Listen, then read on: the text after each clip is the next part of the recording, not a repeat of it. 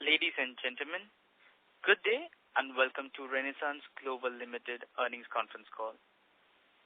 As a reminder, all participant lines will be in the listen-only mode, and there will be an opportunity for you to ask questions after the presentation concludes. Should you need assistance during the conference call, please signal an operator by pressing star, then 0 on your touchtone phone. Please note that this conference is being recorded. I now hand the conference over to Ms. Jenny Rose from CDR India. Thank you, and over to you. Good evening, everyone, and thank you for joining us on Renaissance Global's Q2 and H1 FY2024 earnings conference call. We have with us today Mr. Sumit Shah, Chairman and Global CEO, and Mr. Hitesh Shah, Managing Director of the company. We would like to begin the call with brief opening remarks from the management, following which we will have the forum open for an interactive question and answer session.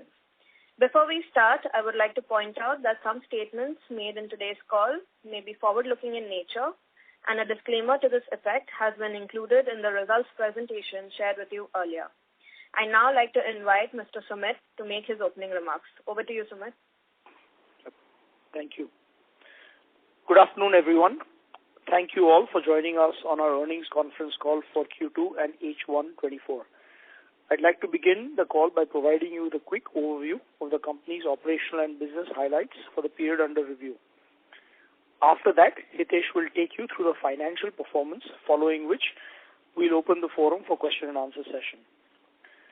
Our financial performance this quarter reflects the persistent challenges posed by the external demand landscape. However, within this tough environment, we have witnessed healthy growth in our direct-to-consumer business, which further cements the role as an essential driver of our company's progress. Our primary strategic focus remains on our branded business, where we have engaged in strategic partnerships with renowned global brands through a licensing model. We have an expansive portfolio of both owned and licensed brands in this vertical that we are growing through our B2B and direct-to-consumer channels.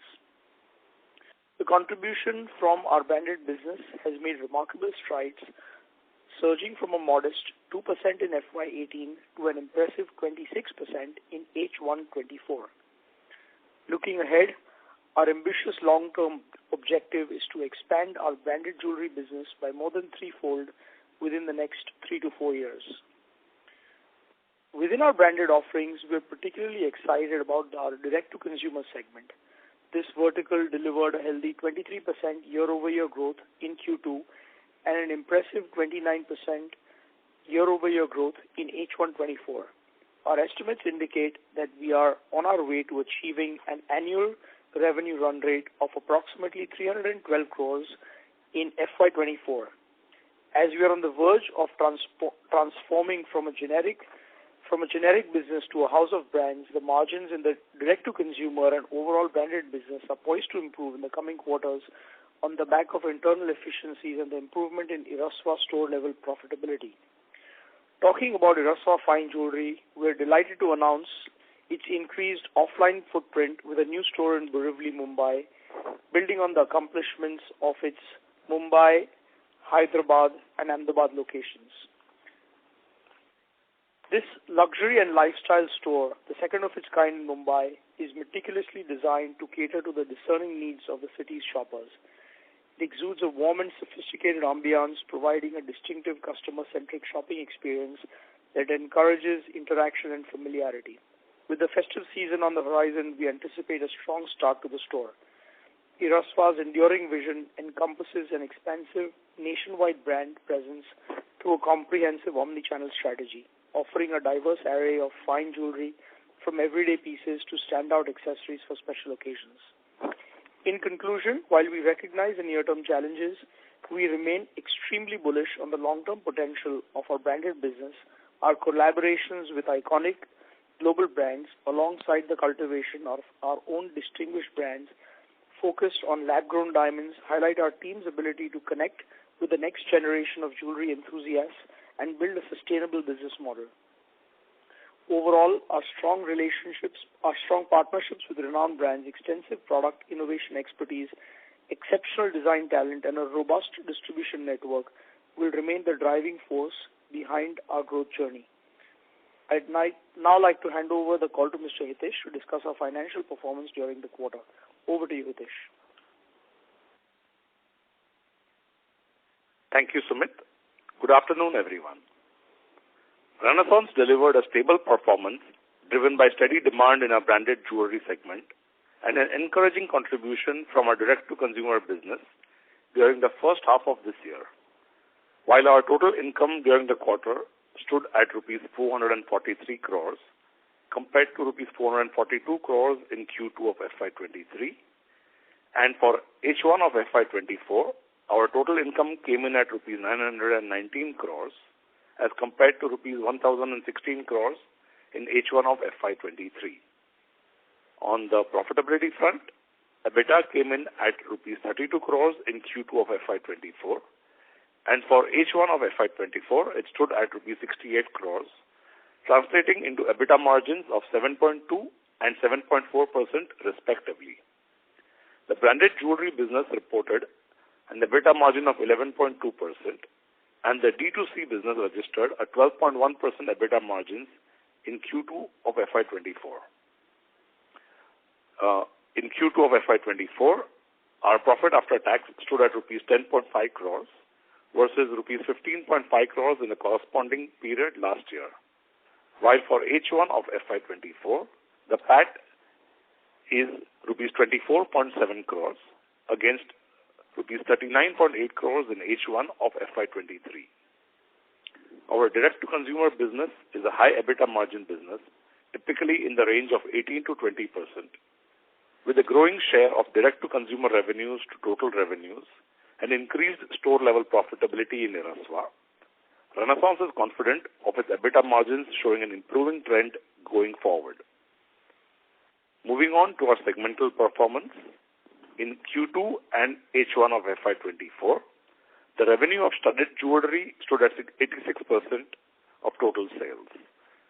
Of the total studded jewelry revenues in Q2 of FY24, branded jewelry business contributed 29%, and the contribution for H1 of FY24 of branded jewelry was 31%.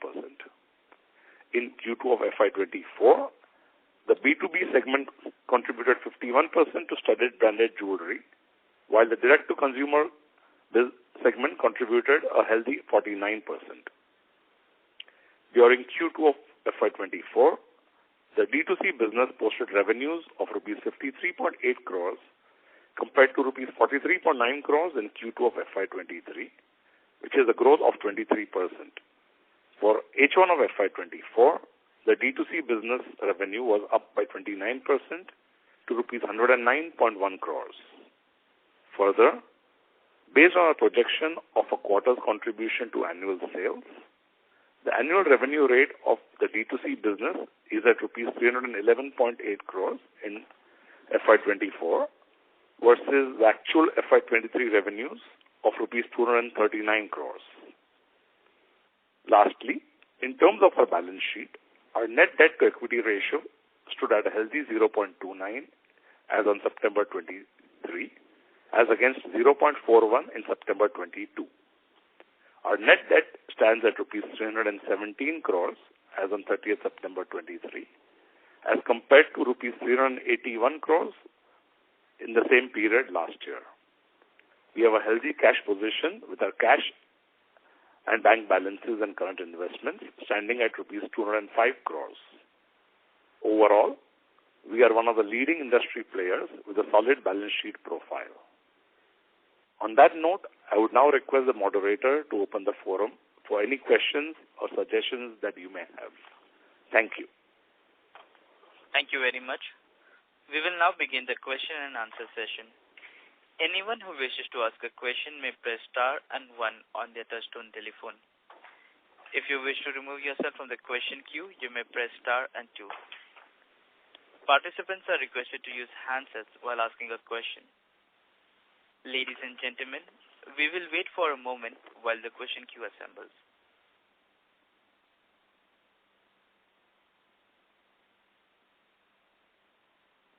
The The first question is from the line of Amit Lala from iAlpha Investment. Please go ahead. Hi, hello. Thanks, Amit and Hitesh, for your remarks. As you mentioned in your remarks that the business is in a transformation phase from generic to a kind of branded portfolio, and in the short term, kind of the returns have not been very clear. Can you maybe paint us a picture from, let's say, a 5-year perspective on how this branded business can look and what kind of return profile we can expect? Thank you. Sure. Thank you for your question, Amit. As we've been indicating over the past couple of years, we're in this transition phase of transforming our company from a generic supplier to a branded player with a direct to consumer as well as business to business distribution. And currently there is two businesses within our branded space with Clarity as well as Irasva, which are Irasva is not yet profitable at company level, and with Clarity has lower margins because we only acquired it a year ago. Historically we had 15% margins for this segment, 15 to 18% margins for the branded segment, and our goal would be to grow margins again back to those levels, as well as increase our business substantially. I think that we fully expect a large majority of our business to be the branded business in a 3 to 4 year time frame. So I think we're very optimistic that there will be a significant margin expansion on the branded side as well as significant revenue growth.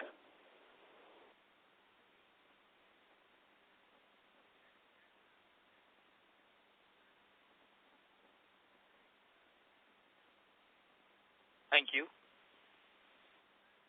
A reminder to all participants, to ask a question, you may press star and 1.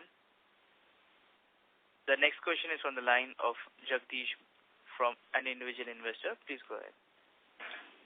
Hi. Good evening, everyone. Thanks giving me an opportunity to ask a question. I had a question regarding us versus competition. How do we differentiate ourselves from the peer group who are also selling to the US retailers and the jewelry stores? Yep. Thank you.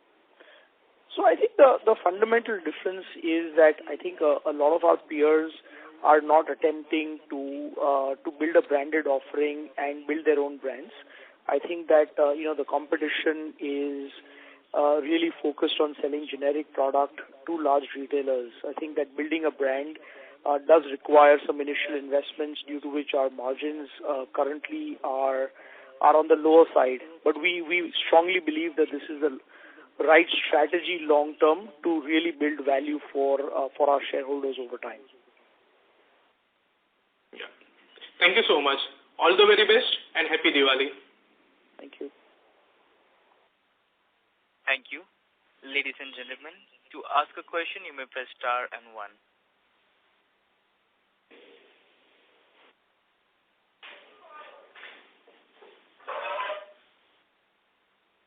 The next question is from the line of Drashti Shah from Blue Lotus Capital Advisors LLP. Please go ahead. Hello. Yes, hi, please go ahead. Hi, Sumit. I wanted to know, you have added a new slide which shows the mix of new lab-grown diamonds and natural diamonds, and the mix has been 50% for B2C, and it has been increasing compared to Q2. So can you just give some idea about how this mix, you are forecasting, and the margin improvement which can be, we can receive from this lab-grown increment in your revenue mix? Sure. So I think, as you see, I think, we've, even in Q2 versus Q1, the contribution from lab-grown diamonds has increased meaningfully, and we believe that this number will continue to go up. It's very hard to project, where this number will stabilize. So I think that, we clearly remain focused on, developing both natural as well as lab-grown diamonds. I think depending on, the brand and what the customer segment requires. But I think over time, lab diamonds will become a, much bigger percentage of our overall business as compared to the 13% that we are at today. Okay. Can you state any kind of margin difference? Like there has been a lot of volatility in the lab-grown diamond prices also. So, what kind of volatility and price pressure are you facing in this lab-grown diamond? So, a large part of our lab business is on the direct-to-consumer side where we follow a zero inventory model. We run a marketplace where, producers of lab-grown diamonds list their inventory, and then, once the customer places an order, we actually end up buying the stone and supplying it. So we're not taking any inventory position or very minimal inventory position on the direct-to-consumer side, which is a large majority of our lab-grown business. On the B2B side, it's, about 5% or so. So, I would say that, we're trying to sort of be cautious because there has been significant declines in the valuation, in value of lab-grown diamonds, and, we've sort of been immune to it because we've not taken a significant inventory position in lab-grown diamonds. I mean, in general, the, gross margins are higher, but it obviously does come with a downside risk of, lower inventory prices as well. So we've tried to stay cautious on the lab-grown diamond space in terms of holding inventory so that, our balance sheet is not impacted by any depreciation in the prices of lab-grown diamonds. So does that mean there is a lot of changes in your cost per ticket size? I mean, since 50% in D2C comes from the lab-grown diamond inventory. So, post the changes in the prices of lab-grown diamonds, has there been a huge change in your, per unit cost to customer? I mean, has been it been? No, what we've noticed is, generally the consumers of engagement rings, which is primarily where lab-grown diamonds are used, generally come with a budget in mind. And over the last 18 months or so that we've been operating, this D2C platform, we've seen stability in the average order value. The customer usually will upgrade and buy a better diamond instead of spending less money. So we've seen that, our average order value has stayed constant at about $2,500 to $2,600.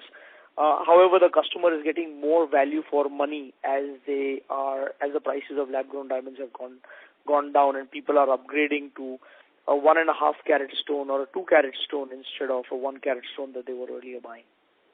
Okay. And lastly, I just wanted to know about the new Ereswa store opening. Can you just give some idea about the new store, like what plans with respect to Ereswa post the new Borivali launch, and about Borivali store? You can just share some details. So we have plans to in the next 3 months or so to open one more store in Bombay, in Bandra. Currently, the store is in the fit-out phase. I think post that, we're kind of formulating our plans for the next financial year. But we're very encouraged with the store level unit economics of Ereswa, and we feel that it's a right decision to continue to build on it. I mean, we were initially quite cautious, but I think that the unit level economics now are at a point where it makes sense to grow the brand meaningfully. We'll sort of come back with more concrete plans probably on the next earnings call, but we definitely encourage now to grow it. Having said that, Ereswa, as it becomes a larger part of our direct-to-consumer business, is a drag currently on margins because, while the store-level economics are positive, at company level it's still a minor loss. So, as it becomes a bigger number, the margins will look a little bit lower. But I think it's the right decision for the long term to grow it because, India is a huge potential market, and we feel like we've created a differentiated offering that the consumer has loved, and we're very encouraged with the sales trends at Ereswa. All right. Thank you so much. That's it from my side. Thank you. Thank you. Thank you. A reminder to all participants, to ask a question, you may press star and 1. The next question is from the line of Pawan Kumar from Ratnatraya Capital. Please go ahead. Sir, can you please highlight what is the impact of U.S. rate hikes on your present demand dynamics? Sure. So I think that there is, I think more than the rate hikes, I think since it's the U.S. consumer who's buying, I think they've been impacted more by the higher inflation, inflation trends. I think that, usually in a high inflation environment, discretionary spends are what are cut. So if one looks at sort of, spends in various discretionary categories, I think that most of them are down. So, while the U.S. consumer is relatively healthy and still spending more money compared to last year, a lot of that money is going towards essentials. So, our view is that, demand has definitely got impacted a bit due to inflation. While inflation has moderated, we've seen normalization in sales trends. So I think a lot of the impact has happened over the last 12 months, and we're seeing now, after 3 quarters, our revenues have kind of become flat year over year, and we fully expect these to turn positive in the next 2 quarters. So I think a lot of the impact that we felt due to inflation is now behind us, and we expect to see a positive revenue momentum going forward. So we are saying this peak December quarter might not be that great, but maybe in FY25 we can expect some pickup, is it? Yeah, so I think that, as we stated at the end of Q1, we should see normalization in Q2, which we've seen in terms of revenue trends. I think that Q3 should be flat to mildly positive, and Q4 should definitely be significantly positive. So I would say that the revenue trends should become progressively better every quarter going forward. Okay. And about your new brand additions, we had done a few new brands in jewelry. Sorry to interrupt. Mr. Kumar, you're sounding too feeble. We can't hear you clearly. Could you come on the branded jewelry? Yeah. Can you hear me now? Yes, it's a little unclear. If you could speak a little louder, that would be great. Okay. On the branded jewelry side, we got a few new brands like Netflix last year. Can you share some update on this? Yeah. So I think that, we're gradually sort of monetizing various brands which are at different states of development. So we recently launched, Marvel, Star Wars, and Disney jewels under a consolidated brand called Wonder Fine Jewelry at JCPenney, and the feedback has been incredibly positive. We also expanded NFL at other retailers, and we're very encouraged with the sales trends with NFL as well. So I think that among the stronger brands, I would say that the Disney portfolio of brands, the princess brands, the iconic Disney characters, Star Wars, Marvel, all continue to do really well. Hallmark does exceedingly well, and so is NFL, showing encouraging signs.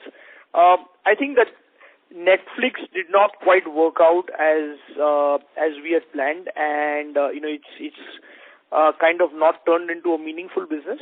But the newer brands that have done well have been Marvel, Star Wars, and the NFL, and I think that these new brands should sort of contribute to the revenue growth going forward. Okay. And on the Erasmus side, card? I'm sorry, Mr. Kumar, we can't hear you. On the Erasmus side, can we, you haven't card? Yes. Can you just let us know if we have any plans of opening another store on the Erasmus side, and what is the kind of growth that we can expect on that side? Yeah, so I think that we're currently at 4 stores. We plan to open a fifth store in Q4 of the current financial year. And, we're currently finalizing sort of capital allocation and budgeting for the next financial year. We will definitely continue to open Irasva stores going forward, since we're very happy with the unit level economics for Irasva. We have not finalized how many more stores we will be opening in the next financial year, but there is one more location which has been signed up in Mumbai, which will open in Q4 of the current financial year. Okay. Okay, sir. Thank you. Thank you. A reminder to all participants, to ask a question, you may press star and 1.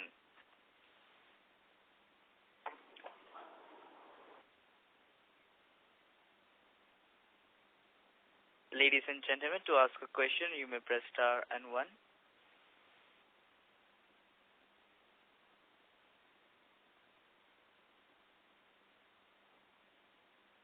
The next question is from the line of Gaurav Jaggi from Sandler Cheese Private Limited. Please go ahead. Hi, I'm a shareholder in your company. Just one basic question. Your stock basically seems to be very undervalued compared to, a lot of its peers. And of course, today the consolidated numbers took a toll on the stock. Just wanted to know one thing.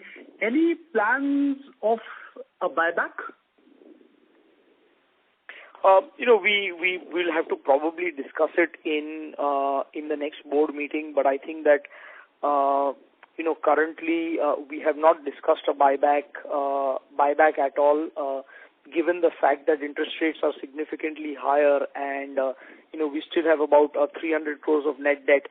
I think the first goal would be to kind of, one, reduce net debt and also put in plans for capital allocation towards growth of Irasva, as well as our direct-to-consumer business in the U.S. So I would say that for the next 12 months or so, it's obviously up to the board to decide, but I think that the priorities for capital allocation, while you're seeing that we've been generating consistently over 100 crores of free cash flow over the last 4 years or so.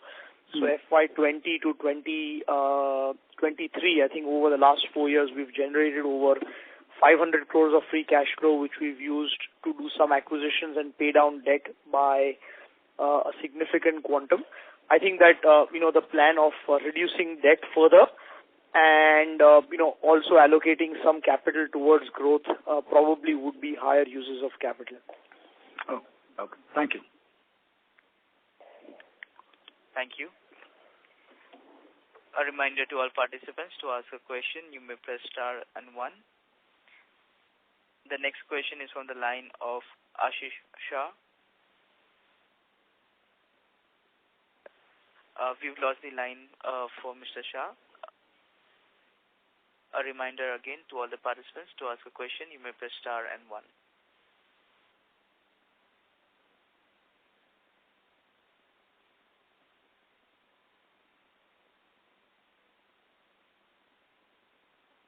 Ladies and gentlemen, to ask a question, you may press star and 1.